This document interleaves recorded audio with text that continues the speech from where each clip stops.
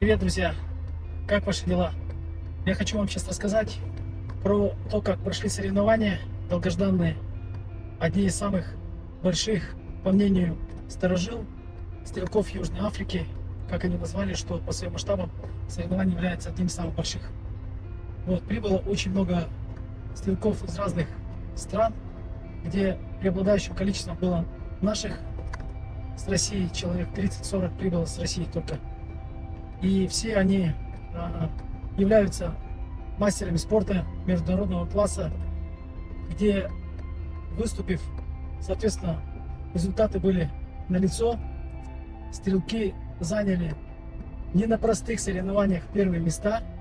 Почему не простые? Потому что, во-первых, было очень много конкурентов, самых мировых больших лидеров. И наши ребята выступили очень удовлетворительно.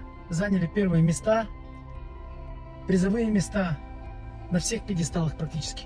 На всех пьедесталах. Я сам тоже стрельнул на компакт-спортинге. Первое соревнование мне не удалось посетить. Но ребята, так сказать, стрельнули 8-дневные, 10-дневные турне. Я знаю, как это тяжело стрелять без остановки, без отдыха и без практически какой-либо подготовки сразу принимать такие мишени.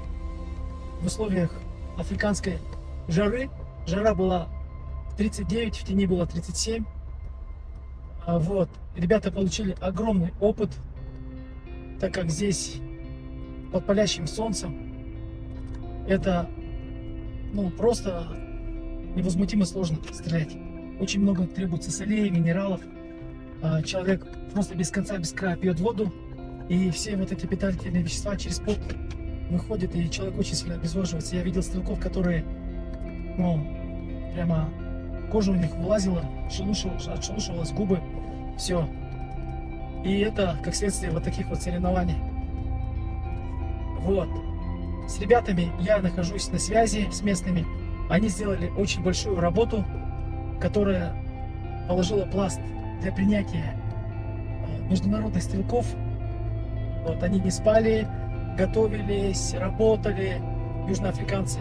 Южноафриканцы — это имеется в виду белая часть людей. Темные здесь не занимаются стрельбой. Вот, только чисто белое население. И полеты поставил Дерек Дивон Стейн.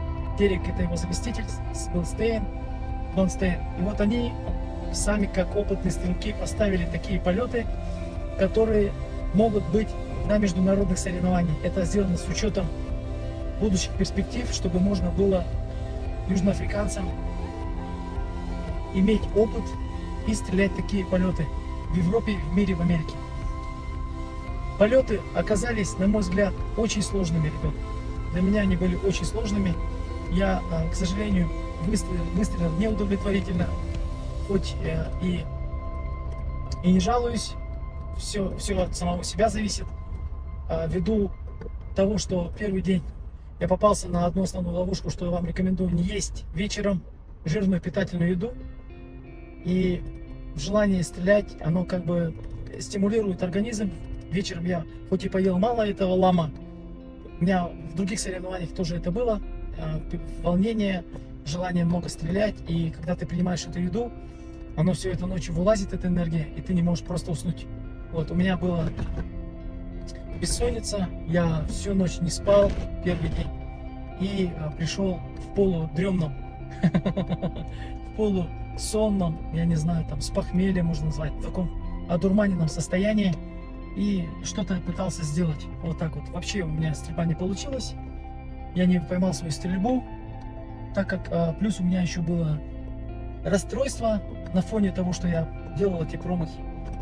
И у меня было новое ружье, которое я предложил своему другу в отсутствие своего времени увеличить в размере приклада.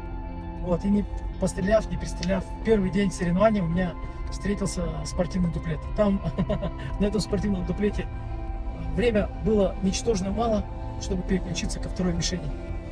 Вот, и плюс подготовки, отсутствие понимания того, что нужно было делать. Просто разбило меня нахрен. И я в итоге, можно сказать, эту стрельбу не совсем удовлетворительно стрелял. Но, как говорится, мы стрелки, охотники, прожженные опытом, идем всегда вперед и делаем свои выводы, корректируем эти выводы, и завтрашний день всегда будет. Вот. Что можно еще насчет стрельбы сказать? Ну, ребята очень подготовились профессионально, поставили там контейнер с патронами, вот, разные были марки патронов. Патроны я, конечно, организовал до соревнования, стрелял с клевера, ну, мягкий, хороший патрон, я обычно всего стрелял, и мне не пришлось их убирать, мне друзья привезли эти патроны, вот. Еда, сервис, судьи, все было заточено под нас, чтобы мы могли получить максимальное удовольствие от стрельбы. Поэтому, друзья, такое вот видео. К сожалению, я не смог вам заснять саму стрельбу. В будущем, если будет возможность, обязательно засниму. И до скорой встречи вам и всего самого хорошего.